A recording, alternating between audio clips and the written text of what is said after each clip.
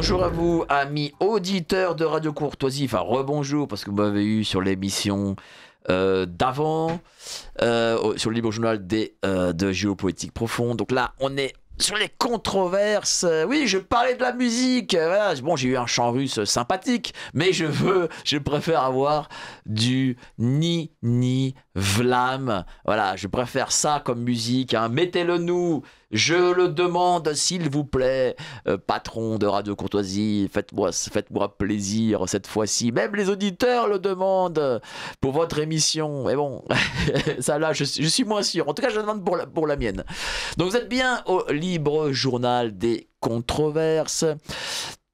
Je salue mon prédécesseur, c'était moi-même, donc je me salue, hein, mine de rien. Je salue encore la réalisation, ni Vlam, le Spielberg des réalisatrices, et c'est elle qui aujourd'hui prendra vos commentaires. Alors, s'il vous plaît, n'appelez pas, parce que ce matin, il n'y a pas Patrice, l'homme à la belle écriture, il n'est pas là, je ne sais pas ce qu'il fait, il a pris ses RTT peut-être.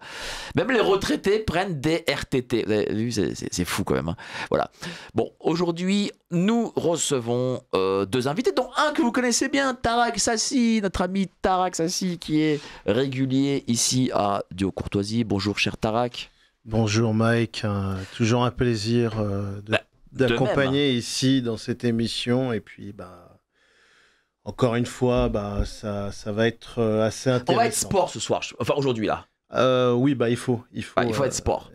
Et Alexandre Moussy. Bonjour Mike. Alors je ne sais pas si vous êtes venu souvent à Radio Courtoisie, Alexandre. Non, pas à l'intérieur, plutôt à l'extérieur. Par contre, j'ai eu la dernière fois un de vos amis là, frère Thierry. Amis, disons, on a travaillé ensemble. Ouais. Bon. C'est plus des amis. Non, mais disons, c'est avant tout professionnel. D'accord, donc j'avais pensé à vous à l'époque. Alors, vous êtes tous les deux, vous êtes profs, vous? J'étais professeur en éducation nationale, de mathématiques et de physique. Et c'est ce que je vais vous expliquer tout à l'heure. J'ai choisi de faire ça par moi-même maintenant, sans passer par l'éducation nationale. Tiens, on va en parler, parce que l'éducation nationale, il y a quand même à dire. Il y a quand même des choses à dire, hein, sur ces zigotos, si je puis dire. Mais non, faut pas enfreindre... Faut pas mal parler. C'est quand même l'esprit de la République. C'est une chance. Voilà. L'école est une chance. Ce sont les valeurs. Grâce à eux, il y a des valeurs. Alors, vous êtes tous les deux cofondateurs d'un mouvement qui s'appelle La Remontée, le site laremontée.fr. Qu'est-ce que c'est ce mouvement? Qui veut commencer? Je vais laisser... Tu veux que j'en parle? Allez, tu peux commencer. Ouais.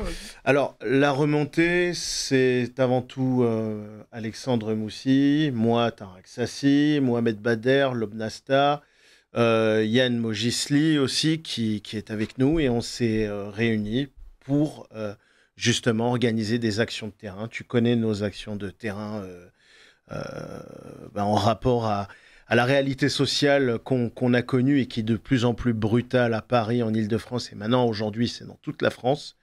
Et donc, à chaque rencontre avec des élus, en ayant travaillé déjà dans le cadre associatif, on nous demandait justement de structurer quelque chose de beaucoup plus gros. Donc, on a écouté ces conseils. On a aussi eu des promesses et des engagements, malheureusement, on en reviendra après, qui n'ont pas été tenus. Et nous avons mis en place La Remontée avec un site internet qui fait justement une édition de tout ce qu'on a fait, aussi bien sur le terrain, aussi bien aussi sur les données statistiques, sur en particulier les lycées qui sont aujourd'hui malheureusement des théâtres de violence, voire d'assassinat. Et on a fait à chaque fois étalage aux élus, que ce soit les élus de la mairie de Paris, du gouvernement, et on va donner les preuves justement de toutes ces rencontres. Et en particulier, justement dans un cadre électoral de la région et de l'équipe de Pécresse et des Républicains qui justement voulaient montrer qu'ils reprenaient le terrain, parce que c'est un terrain en quelque sorte qu'ils ont perdu après le Covid. Et malheureusement, ça a été parole vaine, ça a été un total abandon. Et ce qu'on a vu en fait, c'est que toutes les subventions, tous les moyens en fait ont été donnés pour l'organisation de ces Jeux Olympiques et les idéologies qui étaient inhérentes aux Jeux Olympiques et qui n'avaient rien à voir avec le sport, rien à voir avec la jeunesse et surtout rien à voir avec le populaire. On peut dire que le terrain est quand même dramatique. Justement, avec vous, cher Tarak, je suis allé tourner un reportage juste à côté, Porte de la Chapelle, où il y a un stade dit olympique, là, l'Adidas, je sais plus quoi. Adidas Arena, ouais. Voilà, Adidas Arena. Et le terrain, il est... si je devais trouver une comparaison... c'est un film américain des années 80, c'est New York 1997 et c'est pas du tout exagéré, mais pas du tout exagéré. Hein. J'ai pu interroger des malheureusement des SDF, des toxicomanes et ce qu'on appelle des craqueux et donc vous pouvez voir le reportage sur GPTV Investigation, mais je vous le dis très sincèrement. C'est un drame. Hein. Si je le raconte comme ça, vous n'allez pas me croire. Vous n'allez pas me croire ce que je vous dis. Donc, allez voir le reportage. Parce que là, on est vraiment dans le fin fond des abîmes, comme je pense jamais la France n'a pu connaître ce moment-là. Je passe à Tarak. On est dans un scénario totalement américain. On est aujourd'hui avec bien sûr la perte des valeurs et la perte d'un cadre familial avec des adolescents, et il faut dire de toute origine, qui n'ont plus de verrou, n'ont plus de sacré, n'ont plus de limites dans ce qu'ils peuvent faire de violent. On a eu un cas très récemment d'une professeure qui se fait poignarder. Et je peux comprendre Alexandre aussi pourquoi il décide de quitter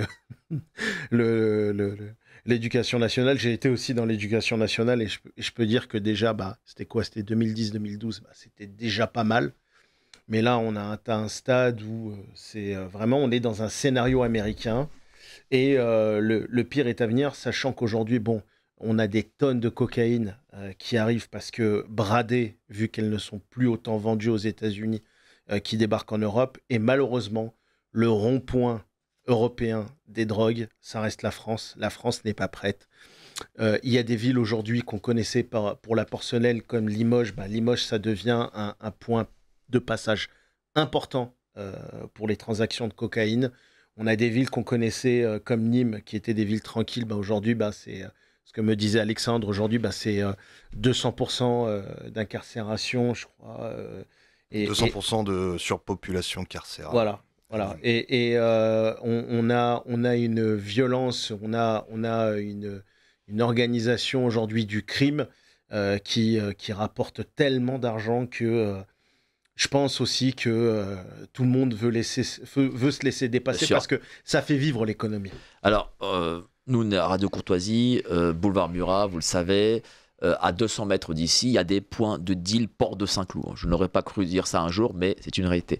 Donc du coup, cher Alexandre, vous étiez à l'Éducation nationale, pourquoi l'avoir quitté? Bien écoutez, ça va dans les deux sens en fait. D'un certain sens, les violences qui augmentent dès les classes de collège, avec franchement des élèves quasiment ingérables. Des attaques au couteau, des insultes permanentes. En fait, t'es plus gendarme que professeur. Vous étiez en plus dans Paris Intramuros? Paris Intramuros, ouais. Paris Intramuros, donc vous n'étiez pas en ZEP ou je sais pas quoi là. Alors j'ai fait quand même un peu de tout en fait. D'accord. Pour être clair, je suis allé vraiment dans des lycées plutôt prestigieux comme beaucoup moins prestigieux. Mais ce que je vais vous dire va peut-être vous choquer en fait, Mike, c'est que en partie, je suis d'accord avec un mouvement de colère de la part de collégiens, de lycéens. Il y a une partie que je peux comprendre, dans le sens où le système éducatif tel qu'il a été pensé ces dernières années, depuis les années 60, déjà les effectifs ont été multipliés par 20. Il y a 20 fois plus de collégiens, lycéens qu'avant. Donc, ça exige 20 fois plus de savants par rapport à avant. Comment un pays peut produire 20 fois plus de savants en à peine 60 ans? sachant qu'il y a déjà plusieurs écroulements culturels, de souveraineté. La souveraineté de la France aujourd'hui, on pourra en parler, est aussi un problème. Alors que c'est dans sa définition même, l'État se doit d'être souverain, à la fois dans ses frontières et puis même au niveau des instances internationales, hein, depuis le traité de Westphalie, XVIIe siècle.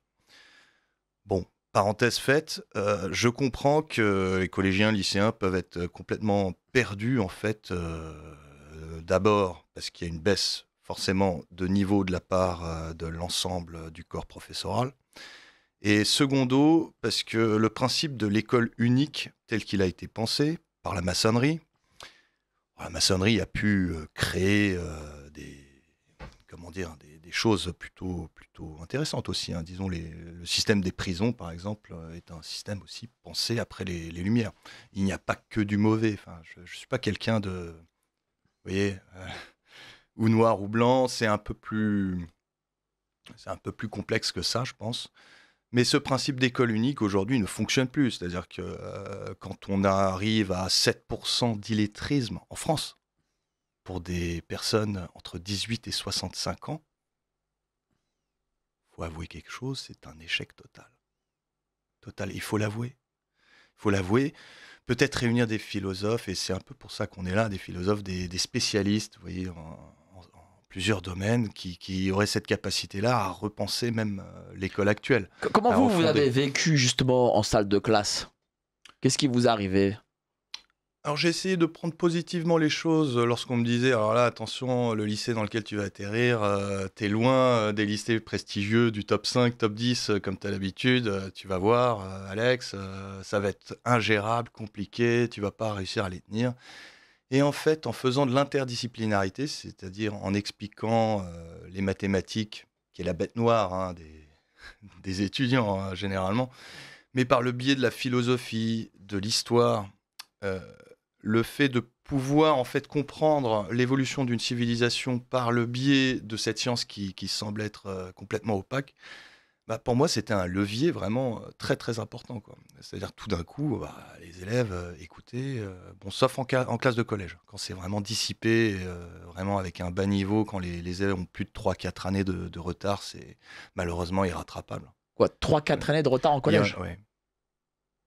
Vous avez connu ça Même où? au lycée, ça vient du primaire en fait. Ça vient du primaire. Et- C'est-à-dire qu'il n'y a plus de lien logique entre les séquences. Aujourd'hui, école unique, donc tout le monde doit apprendre la même chose sur tout le territoire. C'est plus vraiment la norme de dire bah moi je vais continuer le travail de mon grand-père, il était fermier, ou de mon père ou de ma mère qui était couturière. À l'époque, c'était ça en fait. Les vacances scolaires d'ailleurs étaient instituées pour ça, pour que les lycéens puissent aller moissonner, aider leurs parents. Maintenant, bah, pour les plus riches, ils vont à New York ou ailleurs. Enfin, les plus pauvres restent dans leur baignoire en pensant au soleil. Et puis voilà, il n'y a plus personne qui moissonne. Limite, ce serait même pas étonnant que plus tard, on nous dise bah, les vacances scolaires, vous oubliez ça. Parce que Ça, c'est important, cher Tarek, ce que dit notre ami Alexandre sur l'école, parce que en réalité, tout commence de l'école. Tout commence de l'école. J'ai enseigné aussi en privé. Je faisais aussi des cours de soutien.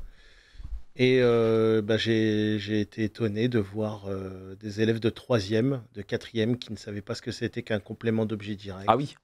Moi, on m'a asséné ça depuis la primaire. Il n'y a pas que ça qu'on m'a asséné, mais bon, après, c'était une autre manière d'enseigner, hein. Ça n'a rien à voir avec la permissivité qu'on a aujourd'hui.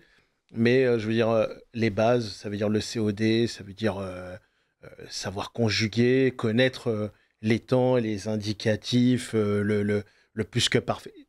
Ils connaissent plus tout ça. Ils connaissent plus tout ça. En fait, on est rentré dans les années 2000 dans le SMSing. Du SMSing, on est passé sur le MSN. Le MSN, on est passé maintenant sur le tout réseau social. Et aujourd'hui, on sait plus s'exprimer. Tout simplement, on ne sait plus s'exprimer. Et on n'a plus, en fait, cette volonté de faire découvrir.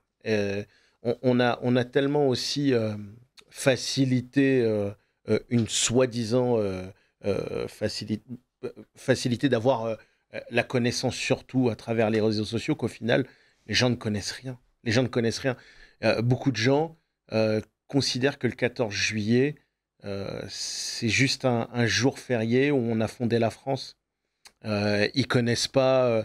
Si on commence à rentrer dans les détails, ils savent pas qui est le duc d'Orléans. Ils savent pas quel rôle ont eu les bourgeois en 1789, 14 juillet 1789. Moi, comme je t'avais expliqué, Bien sûr. il y a 200 ans, j'étais en 1989 en école primaire.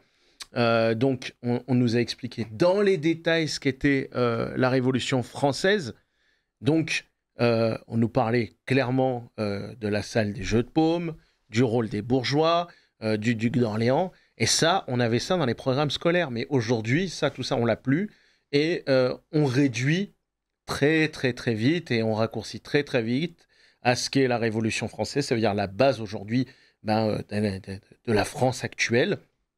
Et on raccourcit beaucoup de choses. Et aujourd'hui, on vit tellement dans les raccourcis. On vit tellement aujourd'hui avec du parasitage de soft power à travers les jeux vidéo et puis aussi le divertissement qui vient d'outre-Atlantique que on a des gens qui sont sans retenue. Et donc, à travers ce constat, Charles Alexandre, vous vous êtes dit, on va créer quelque chose parce qu'on ne peut pas laisser le pays à la dérive. Alors, on s'est entraîné avec Tarak quand même. C'est pas mal entraîné parce que, disons, lorsque tu as des zouaves qui sont prêts, je sais pas, à brandir un couteau. Moi, j'avais dans ma classe des schizophrènes parfois. On m'avertissait en plein milieu de l'année. Des au mineurs fait, schizophrènes. celui-là, il faut faire attention. Hein, il a un problème de schizophrénie. Et qu'est-ce que ça fait un Plusieurs collègues, schizophrène en plus- classe? Eh bien, disons qu'à n'importe quel moment, il peut vriller. À n'importe quel moment, il peut être calme et puis tout d'un coup, vriller. Vous voyez. On ne sait pas. C'est très aléatoire. Des schizophrènes. Enfin, Alors, c'est dingue parce que moi, j'ai jamais entendu. En tout cas, à mon époque, mais peut-être que je suis un vieux, de ce qui. Non, de schizophrènes dans des en fait, écoles. de plus en plus, l'école accepte des personnes qui ont effectivement des problèmes, parfois psychiatriques. Et Mais voilà, moi, qui sont- je vais vous qui dire sont une quand chose, même Charles-Alexandre dans et Tarak. nos classes. Je vais vous laisser après continuer. C'est que moi, je remarque que on a l'impression qu'on a une forme de déclencheur avec. Il y avait des problèmes avant, hein. Mais en tout cas, là, c'est en multiplié avec la crise sanitaire. Et on a toutes les folies en multiplié par je ne sais combien depuis. Hein. Alors c'est impressionnant les chiffres puisque tu parles de ça. Bon, c'est pas la guerre d'Austerlitz, c'est pas Arcole, c'est la bataille de l'école en fait. Là, je vais vous donner des chiffres. Allez-y. C'est incroyable. Alors déjà, j'ai pu quand même constituer avec des élèves a priori qui n'étaient pas de bon niveau entre guillemets. Pour moi, pas de bon niveau scolaire ne signifie pas être mauvais déjà. C'est-à-dire que c'est pas démocrate de ma part de dire ça, c'est vraiment une vérité profonde. C'est-à-dire à force d'être noté, à force d'être toujours évalué, jugé, ces personnes-là, alors qu'on leur rapporte pas, vous voyez, en parallèle quelque chose de nourrissant, ne peuvent pas se construire normalement. Moi, j'ai fait des cours où, si vous voulez, ils étaient assez libres, en dehors des mathématiques. Hein. J'ai pu concevoir avec ces lycées-là des petits programmes qui mélangeaient à la fois un peu d'intelligence artificielle avec de l'imagination. C'est-à-dire c'est eux qui, par exemple, avaient... Alors, expliquez-nous bien parce que intelligence artificielle, ici, les Oui. gens n'aiment pas. Je sais, je comprends. En fait, on fait avec les outils qu'on a pour pouvoir toucher aussi un maximum D'accord. de personnes et aussi pour pouvoir fédérer. C'est-à-dire que sitôt qu'on leur dit qu'ils vont pouvoir créer, produire des petits scénarios qui pourraient passer après sur les réseaux sociaux ou en télé, je peux vous dire que tout le monde travaille. Hein. D'accord. Ils ont un but, ils ont un objectif, ils aiment ça, ils voient l'utilité du réseau social, du coup, on utilise ça comme un vecteur. Ils comprennent l'utilité d'une partie, disons, de l'intelligence artificielle qui nous permet de faire des recherches en fait de manière plus évoluée. Par exemple, nous avons produit des cartes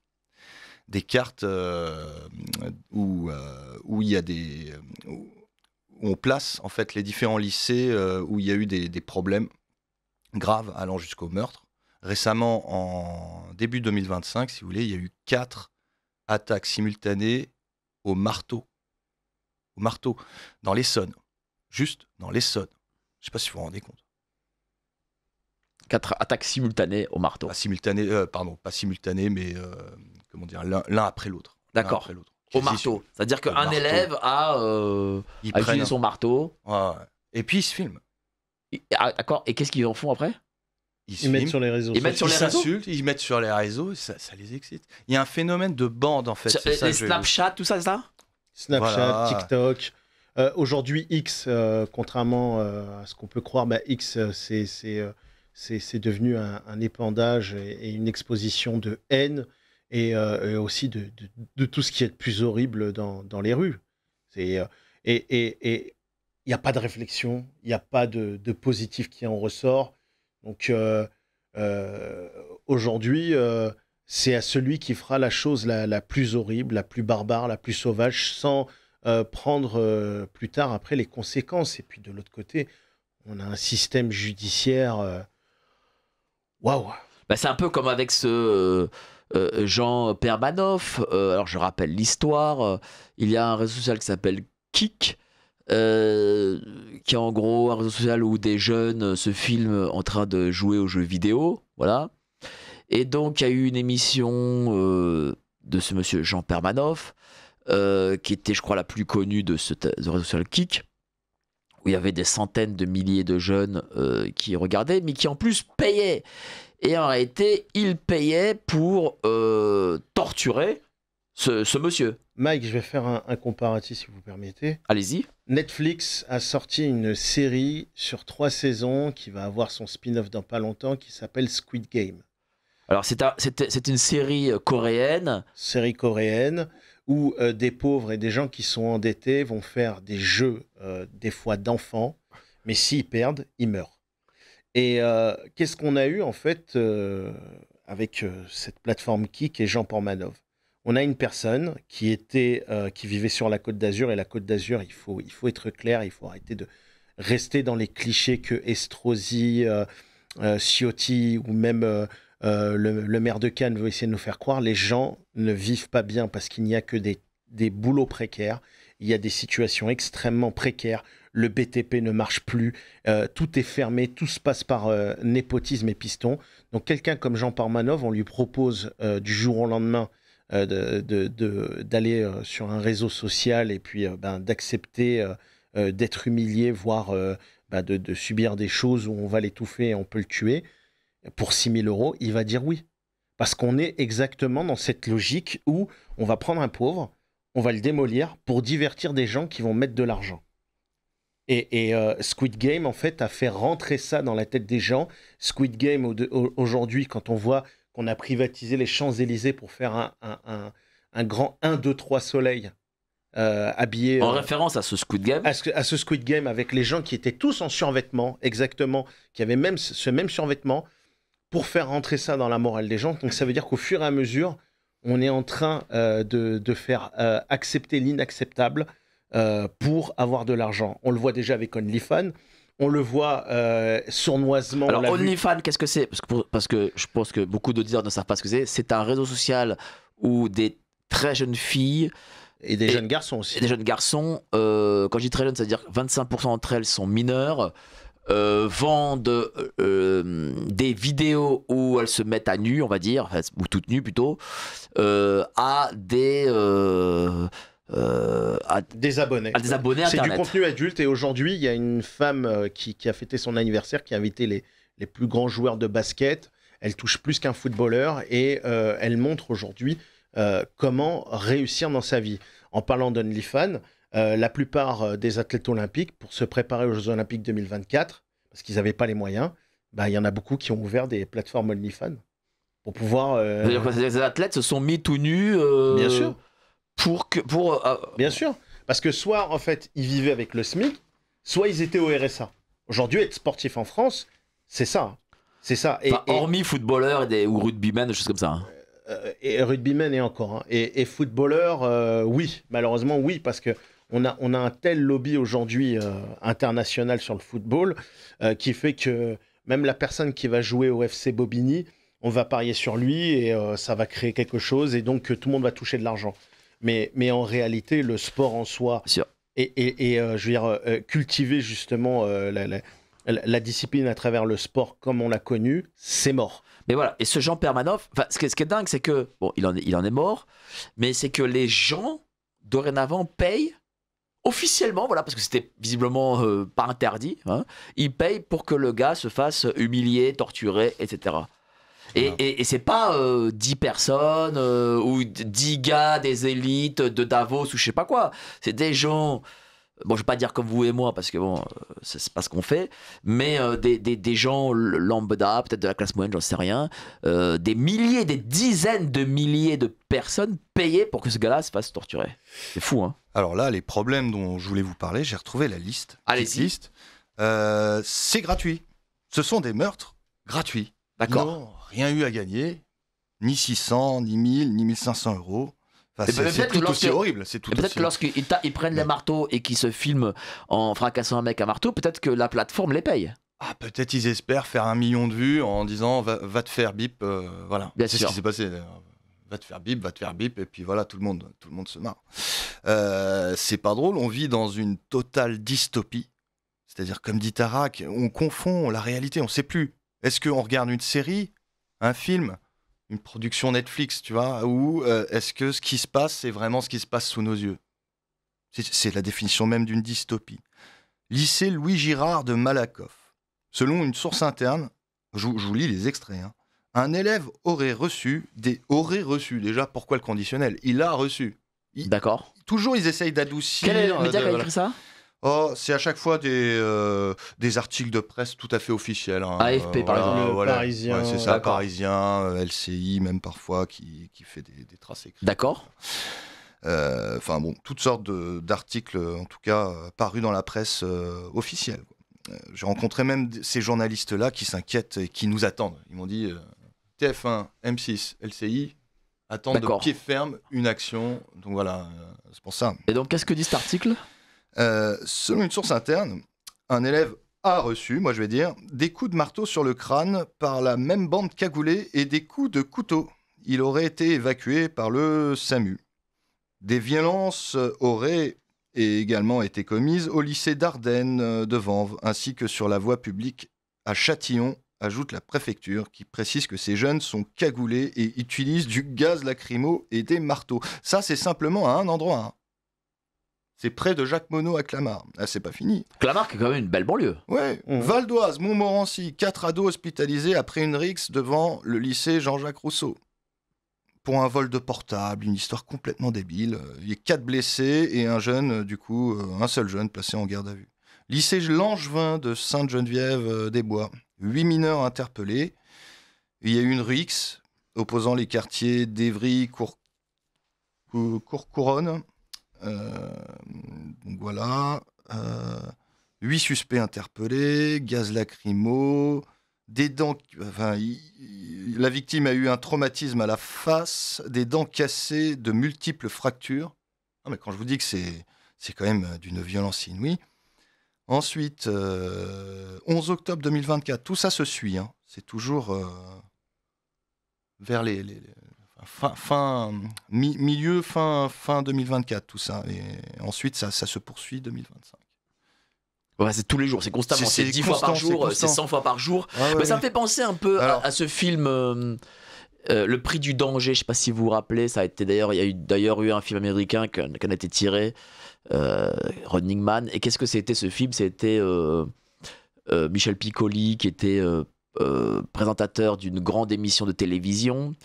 Et Gérard Lanvin qui était candidat, et en fait il devait pas se faire tuer au bout de 24 heures, donc on le laissait dans une ville, il devait fuir je ne sais où et pas se faire tuer, et donc les gens voyaient ce spectacle en direct, et c'est un film de 45 ans, hein.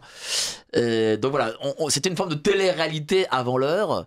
Eh ben, je remarque qu'on est allé au-delà de ce que la science-fiction a pu écrire il y a 45 ans. La réalité dépasse la fiction. En 2024, il y a eu au total 98 affrontements, simplement dans les lycées. En un an, le nombre d'affrontements a doublé. Ça, c'est paru dans un article donc là, il y en a 200 du maintenant. 21 février 2025. En 2024, il y a eu 6 morts. D'accord ? Dans les lycées. Ouais. 63 blessés seulement à Paris. Alors, ils n'ont pas comptabilisé sur la France entière, ça doit être compliqué à... D'accord. Enfin, je sais pas combien ça peut faire. Déjà, que 63 blessés à Paris. Plus une augmentation du phénomène de bande, alors c'est ce qu'on disait tout à l'heure, avec un nombre de rixes qui a aussi doublé simplement à Paris. En 2023, il y en a eu 13, et en 2024, il y en a eu 26. Donc ça double tous les ans. Et j'imagine qu'en 2025, il y aura plus de 50. Mes chers amis, ça c'est simplement les rixes. Ça c'est simplement des histoires de bande. Il y a quoi sinon? Il y a quoi d'autre? Ah bah sinon, la suite est là. Allez-y. C'est là où je vous disais, l'intelligence artificielle peut quand même nous servir quand il s'agit d'études sérieuses. Et je pense que pour des travaux, vous voyez, qui nécessitent d'aller vite, de faire du scrapping de données, des choses un peu techniques comme ça, pour être rapide, ça vaut mieux. Donc on a carrément fait un best-of, malheureusement avec mes élèves, avec une centaine d'élèves, un best-of des pires crimes commis dans les lycées. Je vais vous des crimes? Oui, des crimes. Il y a des crimes, il y a des meurtres. En fait, ça comporte quoi? Des problèmes de trafic en tout genre, être humain, donc ça peut être de la prostitution, trafic de stupes, mais plutôt stupes. Attendez. Vous parlez de prostitution dans les lycées, trafic de drogue dans les lycées? Bien sûr. Ah bon. En plus des problèmes de bande. Là, ce que je vous disais, c'est simplement les rixes. C'est l'ordre d'œuvre. C'est mignon à côté, c'est l'entrée. C'est l'entrée, vous voyez. Alors, il y a d'autres chiffres impressionnants. Toujours selon la préfecture de police, j'invente rien. 370 jeunes déférés en 2024. 1100 jeunes interpellés et 80 affrontements quand même évités par la police. Il n'y a pas que des malheurs, il y a quand même des affrontements qui ont été évités. 80 affrontements évités. Sinon, on arriverait à des scores. Attendez, comment la police évite les affrontements? C'est-à-dire que quoi, ils rentrent dans les lycées, dans les collèges? Je me demande s'ils n'ont même pas créé une cellule peut-être spéciale pour ça. Ça serait bien d'ailleurs. Exactement comme aux États-Unis. C'est ça? Ouais. C'est-à-dire, qu'est-ce qui se passe aux États-Unis? Aux États-Unis, on avait une série qui s'appelait 21 Jump Street où on avait. Qui a 40 ans quand même. Qui a 40 ans, mais qui malheureusement, quand on regarde, on a l'impression de revoir des situations actuelles qui sont en continu. Et on avait une brigade qui pouvait se faire passer pour des lycéens ou des universitaires et qui rentraient à l'intérieur pour déjouer certains crimes ou certaines bandes organisées ou résoudre des crimes, tout simplement. Et donc, moi, je pense qu'aujourd'hui, on est arrivé à un stade où, certainement, au-delà des réseaux sociaux, les policiers, mais de toute façon, je pense qu'aujourd'hui, ils n'ont pas assez de moyens, sont nécessairement à l'intérieur, peut-être même sous couverture, ça, on ne sait pas pour certains trucs, mais je pense que ça dépasse tout et que... de toute façon, on donne pas encore les moyens et qu'il y a un travail à faire au niveau associatif sur le terrain pour justement encadrer ces jeunes qui est totalement à l'abandon. Et là-dessus, les élus sont au courant. Et malheureusement, leur inaction, c'est ce qui les qualifie depuis le Covid. On va parler des élus parce que je sais que c'est avec la région Île-de-France et faut vraiment mettre la lumière sur eux parce qu'ils ne font vraiment pas leur travail et il n'y a pas de raison qu'ils soient réélus là en 2026 je crois. Ouais. Dites-moi, lisez-nous là ce rapport là que vous avez. Alors, il y a quand même 45 bandes répertoriées pour conclure. Où ça? À Paris? Alors, il y en a 17 à Paris, 14 en Hauts-de-Seine et 8 en Seine-Saint-Denis pour l'instant. Qu'est-ce que ça veut dire des bandes? Parce que moi, je suis un vieux, donc moi, quand on me dit une bande, c'est genre on est à la récréation, on est 4-5 amis, on joue aux billes, vous voyez. Qu'est-ce que c'est une bande? Nous, au lycée, on pouvait avoir des opinels, mais si tu veux, la différence entre notre époque, avec nos petits opinels, on se les montrait comme ça. Oh, regarde, j'ai celui-là. Ah ouais, toi, t'as celui-là. Ouais, trop marrant. Donc, qu'est-ce que c'est alors une bande aujourd'hui en 2025? Une bande en 2025, la différence, c'est que eux, les utilisent les opinels, pas nous. Pas que les opinels. Pas que les opinels, après t'as toutes sortes. Ça c'est sûr, mais qu'est-ce que c'est une bande en 2025? Ça veut dire quoi? Ça veut dire que c'est un groupement de jeunes qui sont une sorte de mafia? Qu'est-ce que c'est? Alors oui, on peut assimiler, c'est assez volatile, c'est assez complexe. Il y a un spécialiste qui en parle, Alain Bauer. D'accord. Alain Bauer est un spécialiste des bandes organisées et il s'est spécialisé même au niveau mineur sur ces questions-là. Il est très performant et je pense que là-dessus, en tout cas, il est plus à même que nous pour en parler. Mais de ce que je comprends, c'est qu'en fait, il existe des rivalités entre différentes villes. Bon, pour des histoires peut-être liées, oui, effectivement, à la drogue ou à autre chose. Là-dessus, c'est un peu flou. Et disons que ces guerres-là continuent de génération en génération. Avant, c'était les grands frères, maintenant, c'est les petits frères. C'est comme ça que c'est compris. Mais bon, je pense que ça va au-delà parce que, en parallèle de ces rixes, je vous dis, c'est simplement une partie de la bataille, disons, les rixes. Il y a aussi tous les problèmes, disons, au cas par cas. Donc là, si vous voulez, je peux vous montrer quelques cas. Allez-y. Vraiment des extraits. Par exemple, c'est la première fois qu'on fait ça. C'est un préfère qu'on déballe tout le sac. Là, Déballer. Au lycée Sugère, par exemple. Alors ça, c'était en 2017. Bon, 2017. 55 personnes ont été arrêtées ce matin. 55 personnes ont été arrêtées ce matin après une intrusion violente au lycée Sugère de Saint-Denis. Un groupe a tenté de mettre le feu à l'établissement qui connaît des épisodes de violence à répétition depuis plusieurs mois. Je me demande comment tu peux apprendre dans un truc comme ça. 2020, au lycée Paul Éluard. Coup de couteau, guerre de gang, intrusion. À l'école de l'ultraviolence, le 30 septembre, un élève en poignardait un autre en plein cours. Lycée Mozart, 2022. Après la récréation, les élèves étaient en train de s'installer dans la salle. 4 garçons de terminale sont arrivés, ont demandé à un de mes élèves de sortir. Il a refusé, et c'est là qu'ils se sont jetés sur lui, en le rouant de coups au sol. C'était d'une violence inouïe, je n'avais jamais vu ça dans une salle de cours. Pardon. En 2016, j'évite de vous faire des trucs trop anciens. Donc dites-nous un peu du récent, là. Lycée Maurice Utrio. Des parents d'élèves du lycée Utrio de Stains, en Seine-Saint-Denis, comptent occuper l'établissement ce vendredi pour dénoncer les agressions récurrentes à l'arme blanche.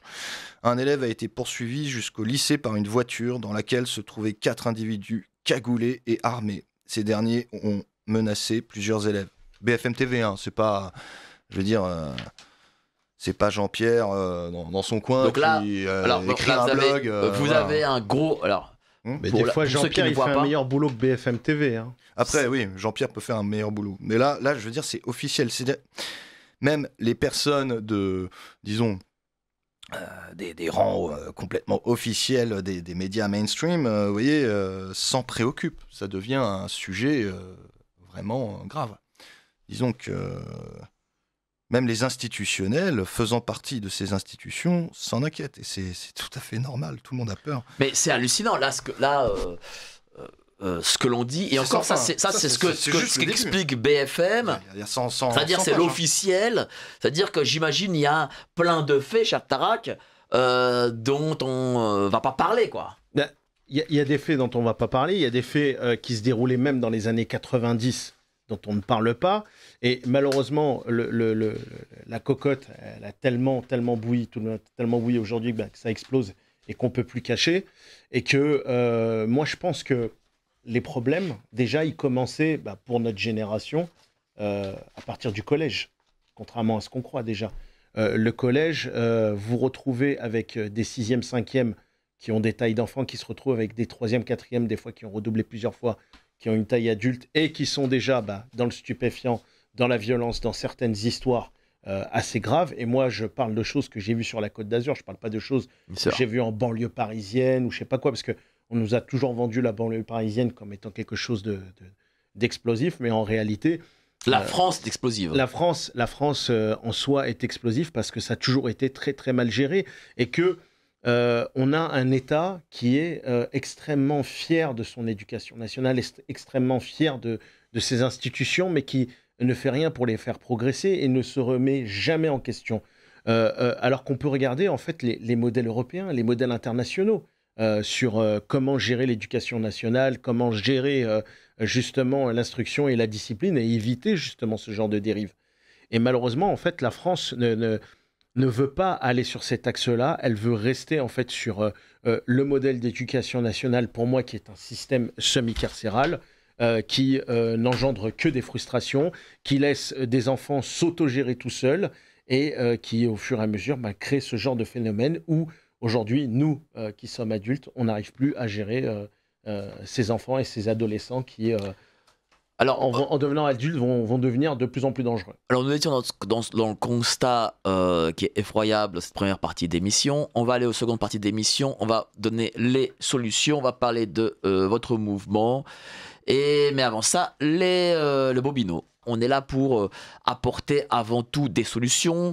Et c'est parce que vous êtes les patrons qu'on peut le faire. Sinon, nous aurions des annonceurs. Et les annonceurs vous obligent à avoir une ligne, vous obligent à avoir un type d'invité parce que c'est bon pour leurs produits.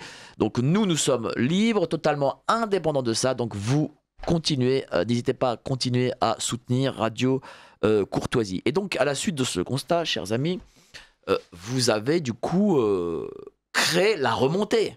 C'est ça? Tout à fait. Et quel est le but Loi voilà, 1901. de cette association 1901? Dites-nous. Alors, la prévention, l'insertion, aussi des maraudes pour pouvoir justement aider les personnes qui sont à la rue, parce que le plus grand fléau qu'il y a aujourd'hui en France avec tout ça, c'est le mal logement qui crée une précarité, et on a fait des reportages de terrain là-dessus qui amènent vers la déchéance et la consommation de stupéfiants.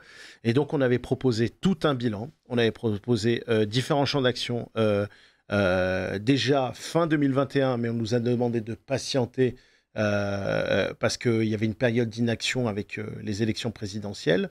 Arrivé à ces élections présidentielles, on a enchaîné des rendez-vous, aussi bien au préfet Nunes qui disait vouloir tout changer et qui avait fait des promesses, aussi bien chez les différents collaborateurs de Madame Pécresse, et le dernier qu'on a rencontré, c'est Othman Nasrou, qui aujourd'hui est aux côtés de Bruno Retailleau qu'on connaît avec des phrases où il aime provoquer, il aime piquer, mais il n'amène aucune solution.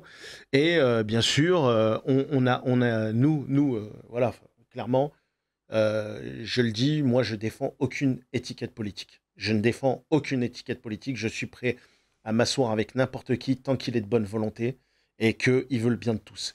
Et on a rencontré l'équipe à Hidalgo, malgré que j'ai dénoncé, j'ai eu beaucoup d'opposition face à elle, en lui disant voilà ce qu'on propose, voilà ce qu'on peut faire.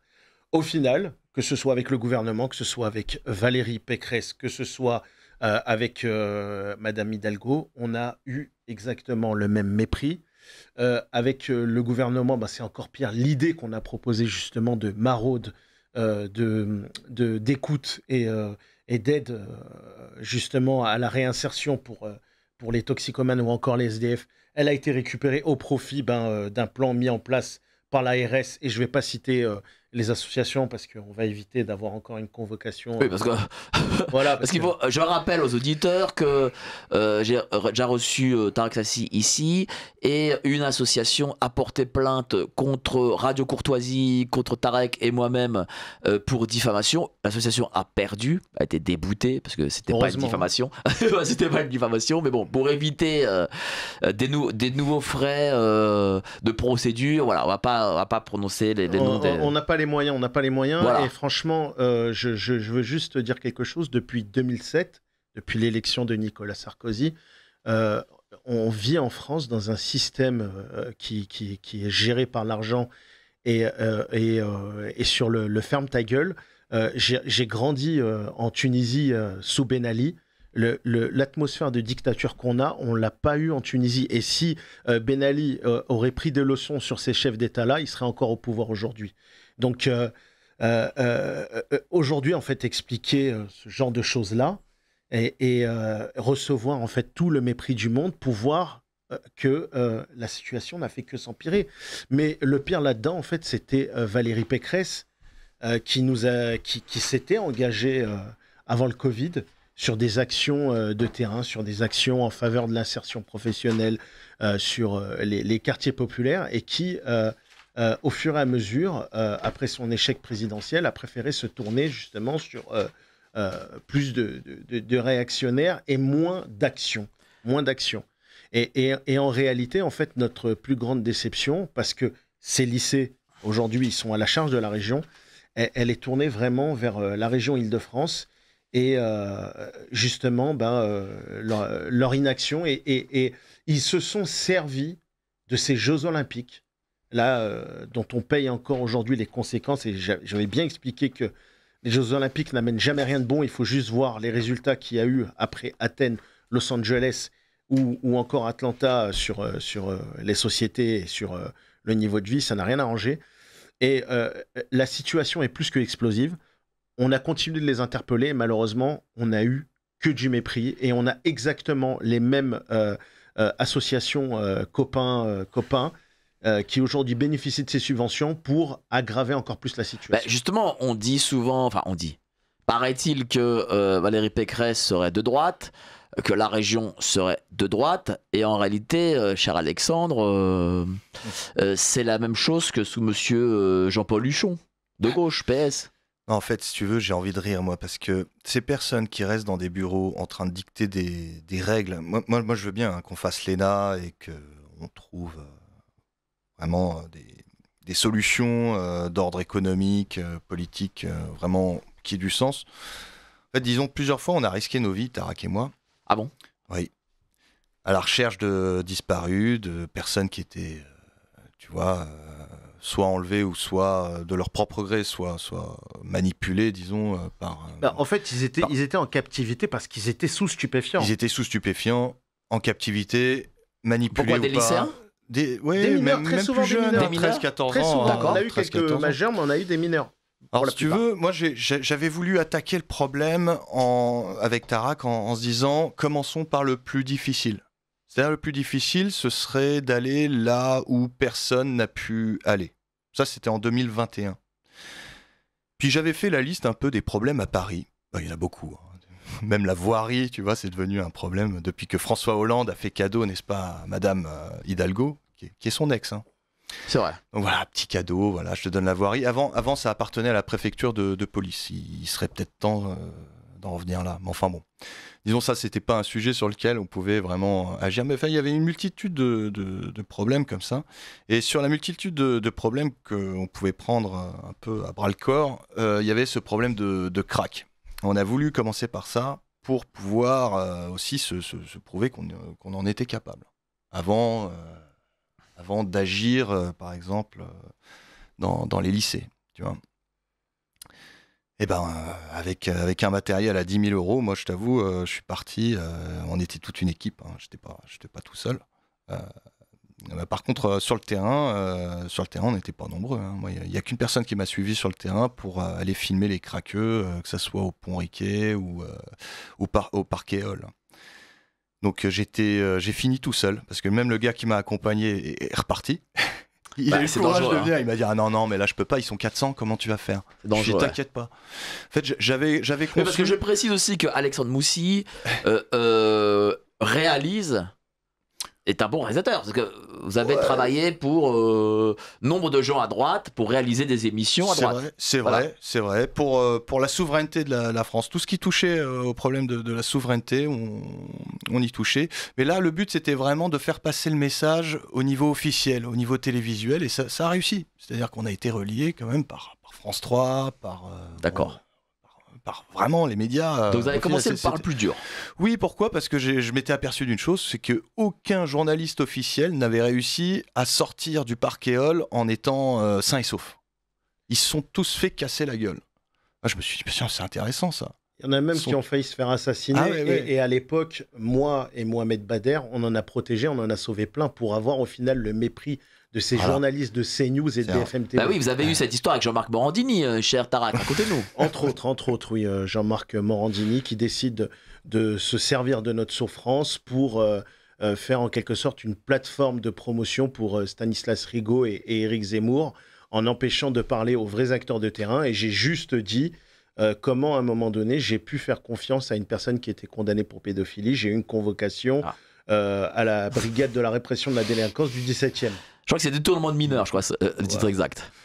Voilà. Je crois, hein. Ouais, mais bon, après, détournement de mineurs... réussi à prouver, il n'y a pas eu de suite. Je vais vous dire une chose, détournement de mineurs, depuis que ça a été validé par le pouvoir, c'est visiblement, j'ai l'impression que c'est pas trop illégal. Enfin, j'ai l'impression, hein, c'est une impression comme ça que je dis. On va aller de toute façon.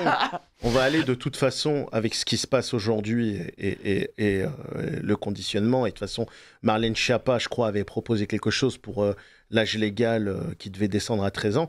On va arriver vers quelque chose de plus en plus horrible. Hein, et on n'aura aucun moyen institutionnellement pour lutter contre ça. Donc à la suite de ça, vous créez cette association. Voilà, c'est ça. Et voilà. Et d'abord, où êtes-vous basé et quel est en gros le travail de cette association? L'association l'association, c'est la remontée. Voilà, tout à fait. L'association La Remontée, vous pouvez voir le site internet laremontée.fr. Donc le travail en fait qui a plu aux élus était le travail de la cartographie. La cartographie, parce qu'il représentait vraiment de manière factuelle vraiment l'ensemble des lycées, ou une partie en tout cas où il y avait ces problèmes, et ce qui nous donne effectivement une feuille de route après pour pouvoir faire de la prévention. Moi, c'est devenu un peu pour moi le cheval de bataille principal avant la réinsertion ou l'insertion professionnelle. Disons, pour moi, en amont, c'est vraiment ce problème scolaire qui est devenu d'ailleurs une urgence. Et je pense qu'avec ce qu'on a vécu sur le terrain et les dangers qu'on a pu rencontrer, Tarak comme moi, on a eu aussi de multiples tentatives d'assassinat. Moi, 3 fois.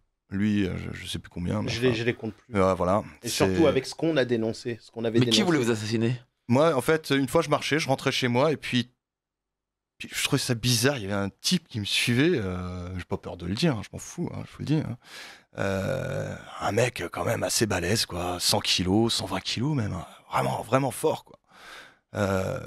Et puis il me suivait, il me regardait bizarrement, puis là il vient, il me propose, tu vois, ouais, cocaïne, crack. Ouais. Je suis, oh putain. Sa tête me disait quelque chose et tout. J'ai reconnu, c'était un gars que j'avais vu au Parc Éole ou à Stalingrad. Et vous voulez l'assassiner pourquoi? Parce que vous faites l'association? Parce que vous vous gênez? Pourquoi? Ouais, parce que bon, on était sur le terrain, il nous a repéré plusieurs fois, ils se sont dit peut-être que c'est des flics, quoi. C'est des flics. Et c'est-à-dire que les dealers envoient dorénavant leurs sbires pour essayer de vous assassiner? Non, pas à ce point. Alors, moi, c'était pas à ce point. Moi, je peux dire que oui. Moi, je peux dire que oui. Moi, c'était, je pense, un vrai concours de circonstances, une malchance, parce qu'ils ont voulu. La mairie de Paris a voulu installer comment on appelle ça, une salle de shoot, quoi. Ouais. On va dire ça, une salle de shoot au Grand Boulevard. Moi j'étais pas loin. D'accord, au Grand Boulevard. Au Grand Boulevard. Et donc il y a eu une période. Oui. Non, mais là-bas c'est touristique, il y a du passage. Ah oui, c'est déliant. Et ils auraient mis une salle de shoot. Déjà, c'est pas bien d'avoir une salle de shoot. Mais ils ont tué Châtelet-Léal. Et on l'a dénoncé depuis 2021 déjà, la présence de ces toxicomanes. Ce qu'on dit sur Port de Saint-Cloud, on le disait déjà en 2021-2022. C'est tout ce qu'on constate aujourd'hui et que certains, en fait, viennent faire des reportages pour juste essayer d'attirer des voix à certains partis politiques. On le dénonçait depuis longtemps et on aurait pu agir depuis longtemps. Et tout ça a vraiment explosé à partir du Covid. Et tout le monde a décidé de laisser comme ça. Et ils ont employé l'expression « la patate chaude ». C'est tout. Mais on n'a jamais rien arrangé. Et le problème, c'est qu'on a un champ de patates maintenant. On a un champ de patates chaudes partout. Le long du tramway T3B, le long du RERB, le long du métro 12, le long du métro 5, le long du métro... la RATP, en fait, c'est limite, on pourrait appeler ça ramification active de toxico-parisiens. Je veux vraiment qu'on explique votre association et ne partons pas un peu dans tous les sens. Donc voilà, expliquons le but de l'association. Les membres, je sais pas, ce que vous faites dans cette association. Allez-y. Donc ce problème-là, pour nous, a été non réglé. Voilà, ce problème de toxicomanie. D'accord. On a dû passer vraiment. Toxicomanie. Ultra-violence. Ultra-violence, école, on a compris. On s'est fait connaître à travers ça. Maintenant, on est passé à autre chose. J'avoue. D'accord. Là, le cheval de bataille principal, et on n'est pas assez nombreux pour pouvoir mener ce combat. C'est une lutte. Le travail pour faire de la prévention dans les lycées. Alors, sur la toxicomanie. au-delà de la toxicomanie, il y a l'addiction, il y a les problèmes de violence, comme on a pu voir. Il y a les problèmes d'échec scolaire. D'accord. Je vous dis, 7% d'illettrisme en France. 7% pour des donc vous allez en fait dans les lycées dorénavant. Vous êtes avec, enfin, j'imagine que vous avez des liens avec les proviseurs et vous donnez des cours dans des classes, dire pourquoi il ne faut pas se droguer, l'école, etc. Alors, on n'a pas le droit de faire de prévention en France concernant la drogue. Ah. Non, c'est pas permis. D'accord. Donc comment vous le faites alors ? Ce qu'on peut faire, c'est de montrer scientifiquement la réalité. C'est-à-dire les dégâts causés, par exemple, par la cocaïne. Au bout d'un certain temps, tu vas avoir des problèmes au niveau des fosses nasales, tu risques d'avoir des trous, le cœur va se durcifier. Donc, au début, tu as l'impression que tu vas faire ta musculation sous cocaïne, tu es hyper fort, tu peux soulever des charges que tu n'as jamais fait. Et puis, en fait, sur un temps long, ton cœur ne tient pas, quoi. D'accord. Tu meurs jeune, quoi. D'accord. Etc. Ça, tu peux le faire. Mais tu peux pas dire, tu vois, à une classe, fumer, c'est pas bien. Prendre de la drogue, attention, c'est mal. En plus, c'est contre-productif. C'est-à-dire que généralement, les jeunes rigolent, quoi. Quand tu dis ça, tu es pris pour un moralisateur. Nous ne sommes pas moralisateurs. En fait, nous sommes face à un problème technique, économique et social qui, je pense, si on ne fait rien, en fait, dans les plus brefs délais, risque de créer un climat toxique. Et donc, du coup, vous, parce que les lycées sont gérés, mais bon, le problème commence déjà au collège. Donc, vous êtes parti voir Madame Hidalgo parce que, comme le Paris est département et ville, donc c'est Paris qui gère, en tout cas, les collèges, et la région gère les lycées parisiens. Donc, vous êtes parti au cabinet de Madame Hidalgo et au cabinet de Madame Pécresse, et vous avez eu en gros des promesses et en fin de compte une fin de non-recevoir, c'est ça? Tu sais ce qui s'est passé du côté de région et fin de non-recevoir pour le reste, du côté de la mairie, et vol de projet de la part du gouvernement. D'accord, c'est ça. Si on veut détailler, alors par rapport à la région, lorsque M. Othman Nasrou nous a reçus, qui était vice-président, voilà. Oui, mais il a été aussi ministre chez M. Barnier. Oui, tout à fait, qui a été ministre, tout à fait. Éphémère, mais il a été. Voilà. Donc on l'avait rencontré avant qu'il ne soit ministre, parce qu'il faut savoir, si on donne toute la liste de la chronologie, c'est un peu, on pourrait. Non, allez-y, parce qu'il nous reste 30 minutes. Voilà. Pour faire rapide, c'est vrai que l'événement le plus extraordinaire qu'on ait vécu à ce niveau-là, c'est qu'on était à 2 doigts de recevoir des subventions, à savoir, je peux donner le détail ? Bon, allez-y. Ouais, 3 fois 50 000 par an. D'accord. Voilà, c'était ce qui était promis, disons, oralement. On était sur le point de signer dans le bureau de M. Nasrou avec ses équipes. Les 50 000 qui n'allaient pas aller dans vos poches, mais qui seraient investis pour ce projet. Tout à fait. D'accord. Tout à fait. Alors très bien, 3 fois 50 000, c'est-à-dire 3 projets élaborés. Enfin voilà, il y a des conditions après à respecter. Bien sûr. Bon, on avait fait le maximum pour les respecter, en tout cas. C'était parti, en tout cas, pour les signer. On était à 2 doigts. Moi, j'avais le stylo dans la main, je lisais, je me souviens, je lisais les documents, et puis je disais quand même, ça serait bien que je lise la dernière partie, tu sais, la partie qu'on regarde jamais avec l'Astérix, quelles sont les conditions. Et qu'est-ce qu'elle dit, cette dernière partie ? En tout petit, Astérix, conditions. Ah, attention, si votre association a moins de 1 an d'existence, vous ne pouvez pas recevoir de subvention de la part du Conseil régional d'Île-de-France. Je dis, et on avait moins de 1 an d'existence, comme on a essayé de vous faire comprendre, j'espère que vous avez pu suivre, c'est-à-dire qu'on a commencé quand même assez tôt, c'est-à-dire qu'à cause du succès, entre guillemets, des reportages qui sont passés en télévision, bon, à la fois, ça nous a permis le succès, et en même temps, ça nous a fait aller très très vite. Vous voyez, Othman Nasrou nous a reçus en nous disant, vous n'avez plus rien à prouver à personne. C'est lui qui vous dit ça ? C'est lui qui nous dit ça. Ah, nous, on n'a pas besoin d'être validés, hein. S'en fiche, hein. Moi, que t'es d'accord, je m'en fiche, je continue, hein. C'est pas un problème pour moi que tu valides pas. Mais alors, pourquoi tu me dis ça ? C'est-à-dire qu'ils ont même pas fait attention au fait qu'on ne pouvait pas recevoir ces subventions-là. Donc je les regarde droit dans les yeux. Je dis, vous êtes sûr qu'on peut recevoir ces subventions ? Parce que ce qui est écrit là ne nous permettrait pas apparemment de les recevoir. On a moins de 1 an d'existence. Ah oui. Ah, Fallait peut-être pas en parler du coup. ben, on va voir ce qu'on va faire. Hein, on vous recontacte. Effectivement, le lendemain, sans faute. Hein, le lendemain, sans faute. Mail. Ah oui, désolé. Bah, faut attendre les 1 an d'existence. Sauf qu'en attendant 1 an d'existence, évidemment, Othman Nasrou n'est plus vice-président. Nous avons rencontré Madame Florence Portelli, qui est une ancienne du RPR, tu vois. Donc, on aurait pu se dire des choses, même se faire un resto tranquille, hein, tu vois. Ouais. Mais bon, les problèmes dans les lycées, j'ai l'impression que ça les dérange. C'est une épine dans le pied. Donc, si nous en sommes là aujourd'hui, si on est avec toi aujourd'hui, c'est que pour nous, il y a besoin d'une alternative urgente de pouvoir exercer notre influence, disons, et nos actions, mais en dehors des voies officielles. C'est-à-dire que on va créer notre propre bataillon de choc, quoi. C'est tout. Comment vous allez créer ça, dites-moi, Tarak? Alors, ce qu'on a besoin aujourd'hui, c'est de moyens. Donc, on fait un appel aux dons, aux citoyens, aux sociétés qui ont envie d'agir, qui ont envie justement de participer avec nous sur ces actions de terrain, sur ces actions aussi qui vont être au bénéfice de la jeunesse. La jeunesse, c'est l'avenir de nos sociétés. Et donc, vous avez la possibilité déjà non seulement de consulter notre travail sur laremontée.fr, mais aussi de choisir le don que vous voulez faire, d'intégrer aussi, pourquoi pas en tant que bénévole, et de nous aider à monter des actions. Mais aujourd'hui, on a bien compris une chose, c'est qu'on nous a sorti cette excuse des 2 ans.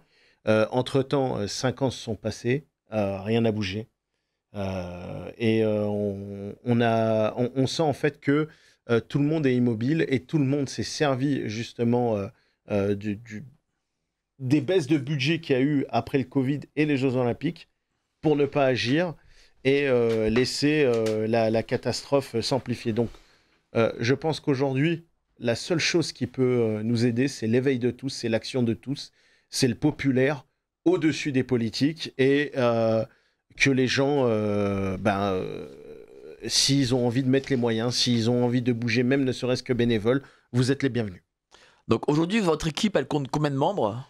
Nous sommes pour l'instant une quinzaine de membres. Qui venaient de tout horizon, qui avaient des métiers différents. Tout horizon, et on a même des gens qui viennent de partis de gauche, aussi bien parti communiste comme la France Insoumise, qui ont envie d'agir sur le terrain, et on a bien fait comprendre que nous, les partis politiques aujourd'hui, on balaye parce que on sait très bien qu'ils ne veulent pas agir. Moi, je ne vois pas, en fait, je ne vois pas un seul parti aujourd'hui qui a une conscience du terrain, du réel, qui a envie justement d'aller voir en fait la catastrophe qu'il y a.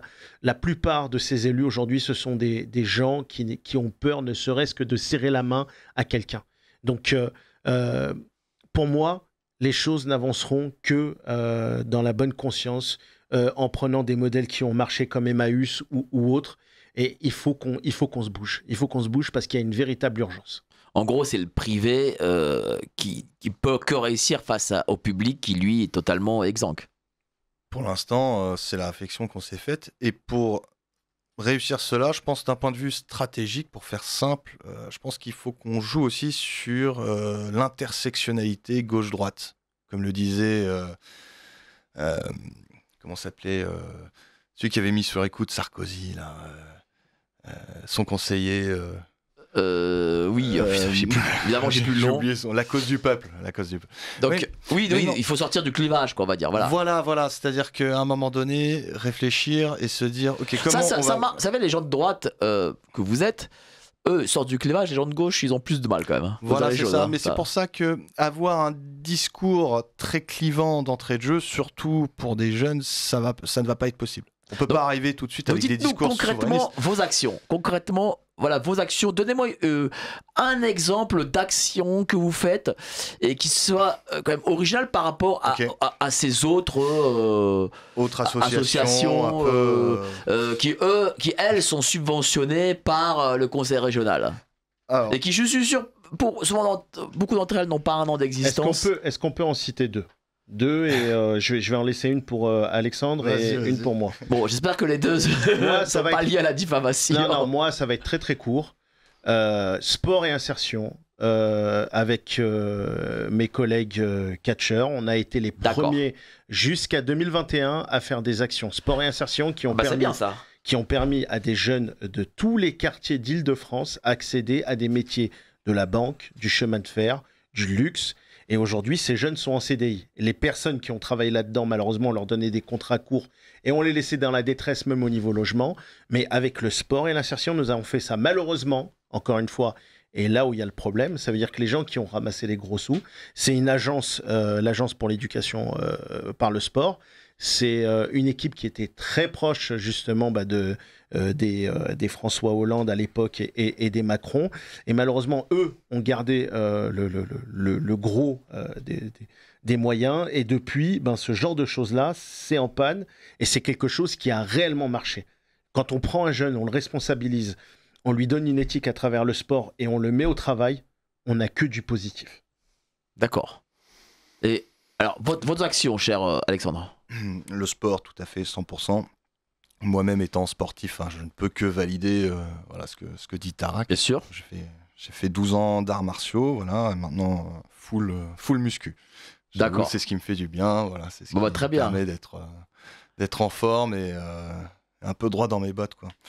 Alors, j'aimerais quand même faire un petit cadeau, quoi. C'est-à-dire, vous nous recevez, on discute du projet, etc. Je vous ai montré quelques exemples, voilà, de choses un peu violentes qui font mal au cœur, en fait, disons, on a du mal de sortir de là avec le sourire aux lèvres. Alors, quelque chose qui pourra peut-être faire sourire un petit peu plus nos auditeurs, c'est un projet de réalisation vidéo que j'ai voulu concevoir avec une centaine de lycéens. D'accord.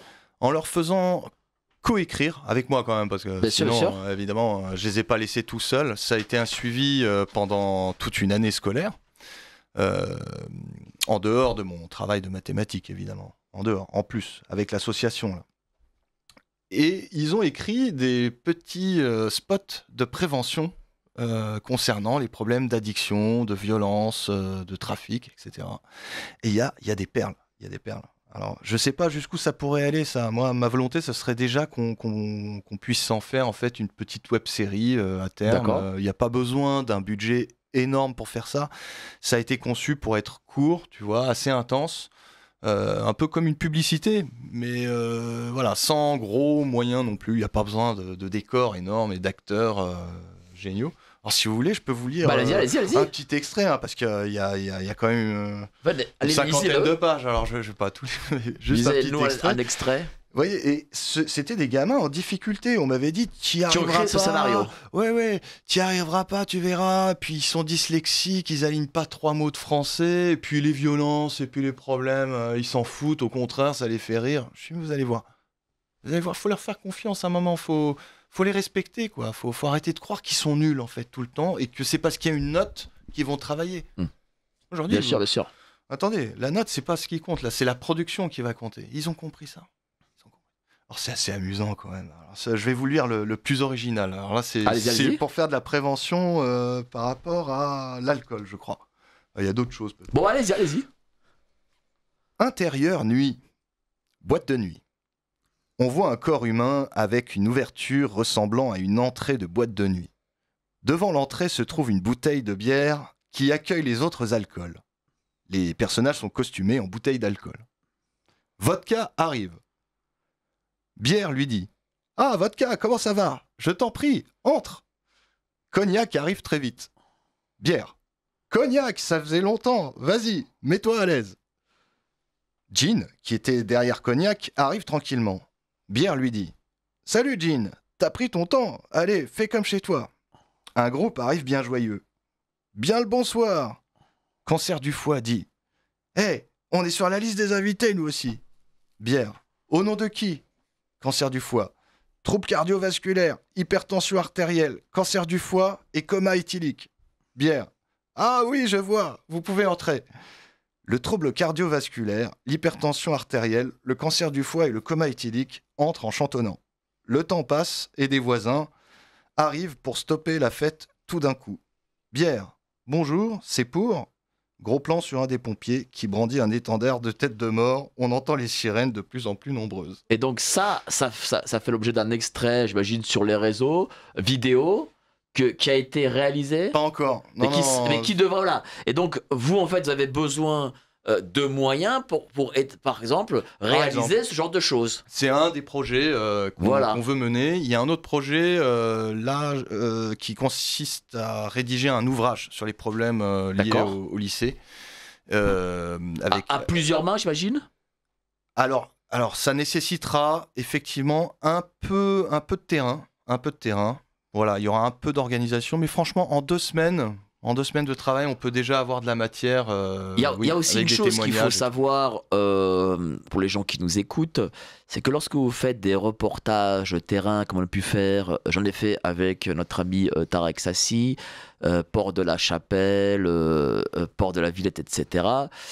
C'est que si vous voulez avoir certaines réactions, ou plutôt des témoignages, on va dire, de toxicomanes, pour montrer la réalité de ce terrain, il faut aussi les payer.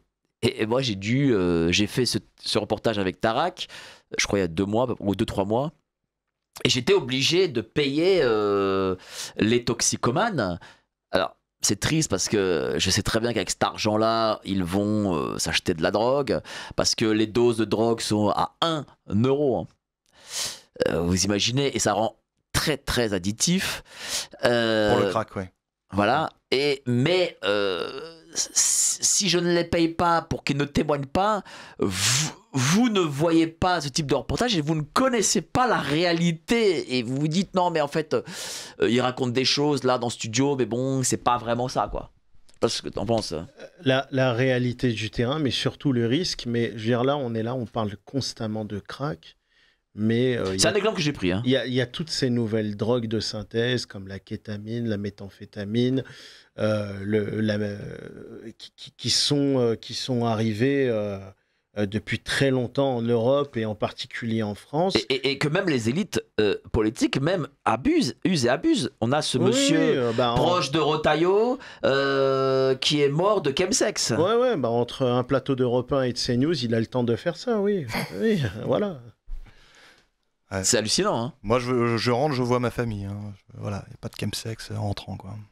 Non, ça c'est sûr. Non. Mais bon, donc c'est pour ça aussi qu'on a une élite qui n'est pas très, très éveillée. Et d'ailleurs, quand on s'est appelé, c'était justement une réaction à ce qui se passe et à l'inertie qu'on avait justement de ces élus. Mais quand on voit ça, on sait que ça ne veut pas agir. On sait que ça ne veut pas agir. On voit déjà le traitement de l'affaire de Pierre Palmade. On sait que des gens qui apportaient certaines substances habitaient à Marx-d'Ormois. Ça veut dire c'était des voisins de quartier avant que je me fasse dégager de là-bas pour la vente de l'appartement pour les Jeux Olympiques.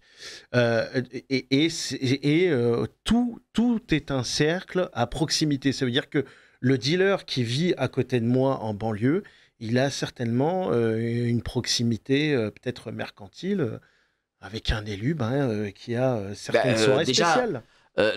J'imagine que ces types-là qui vendent de la drogue à Port-de-Saint-Cloud, ils sont toujours là. Ils sont pas emprisonnés, ils n'ont pas été condamnés ni rien. On comprend très bien qu'ils doivent fournir des gens riches du quartier. Au-delà de ça, on sait que de toute façon, la personne, on va employer un terme un peu policier, mais la personne qui va faire cette petite besogne, même si pour moi, il n'a pas d'excuse, il est toujours halogène, mais derrière, on a un crime organisé bien bourgeois, bien français, que malheureusement, on ne soupçonnera jamais, et on l'a exposé justement sur le trafic des mineurs qui étaient sous stupéfiants. On avait réussi à remonter la tête de réseau, on l'avait montré à la police, on avait bien montré que c'était une famille notable qui était derrière tous ces réseaux-là, et malheureusement, il n'y a jamais eu aucune suite sur ces choses-là. On a dénoncé ce qui se passait à BFM TV et CNews. Ils ont choisi de ne pas nous en parler, ils ont donné une fois la parole à la maman de la victime qui s'était fait justement qui avaient subi ça. Mais en aucun cas, nous, en tant qu'acteurs associatifs, ils ont voulu nous laisser parler. Par contre, quand c'était pour taper sur Hidalgo, là, ils nous donnaient la parole. Mais pour montrer le rôle positif qu'on a sur le terrain et que ça ne va pas dans leur narratif électoral, ils ne veulent pas. Ça, c'est sûr, ça, c'est les médias subventionnés. Ils choisissent un peu ce qu'ils veulent. Donc, il y a ce projet de scénario pour faire des films. Il y a aussi ce projet de livre. Quels sont les autres projets ? Après, des outils techniques, moi, j'y crois quand même. Je sais que... C'est quoi les outils techniques ? Des outils techniques, c'est-à-dire, par exemple, les cartes que vous voyez sur le site internet, pour l'instant, ne sont que des photographies. Donc, ce qui est un peu frustrant. Bon. C'est-à-dire qu'on ne peut pas vraiment interagir dedans, voir le détail, qu'est-ce qu'il y a dans tel ou tel lycée, est-ce qu'il y a déjà eu de la prévention dans tel ou tel lycée.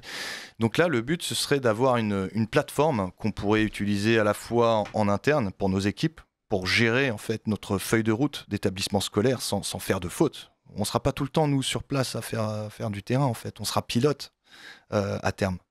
Tarak et moi, on sera uniquement pilote. On interviendra sur le terrain vraiment de manière par parcimonie, quoi. Bien sûr. Donc d'autres vont prendre la relève, peut-être des plus jeunes, vous voyez, des personnes à Polytechnique ont besoin de faire par exemple un service civique, un service citoyen, tu vois. Dans ce cadre-là, pendant une année, il peut très bien entreprendre, faire de la prévention scolaire à nos côtés pendant un an.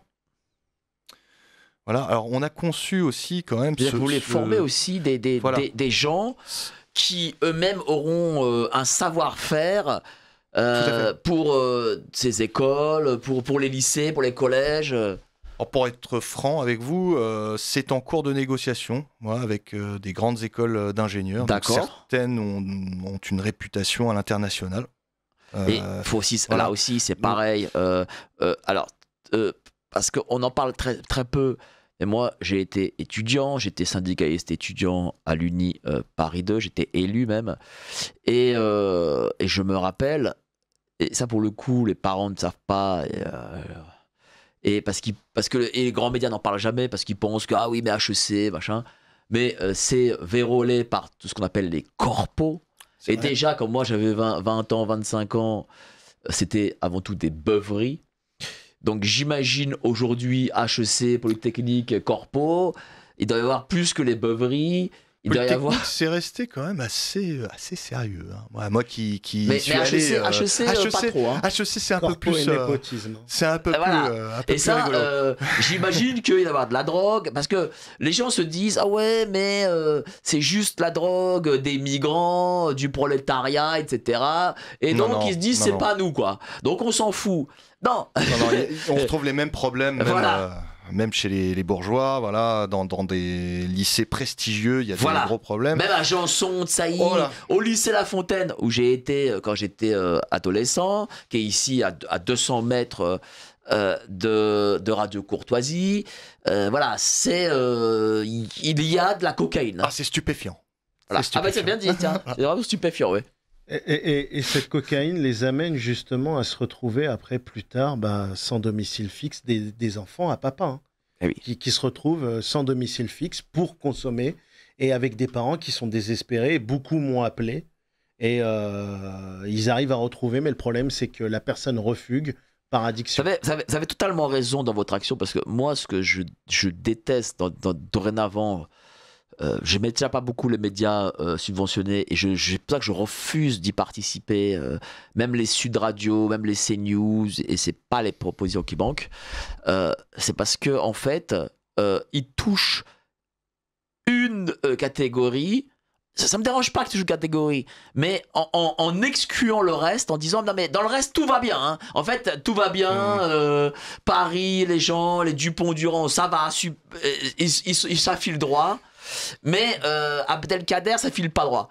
Ouais. Et en fait, ce n'est pas vrai. C'est-à-dire qu'aujourd'hui, on le voit dans toutes les strates de la société, économique, ethnique, religieuse, ce que vous voulez, il y a des problèmes qui sont faramineux. Et je dis, j'invite des auditeurs qui peut-être ont des enfants ou des petits-enfants qui sont au lycée La Fontaine ou au lycée Claude Bernard, qui sont en face de Radio Courtoisie, à y mettre leur nez, parce que c'est aussi la drogue, la violence, les couteaux, etc.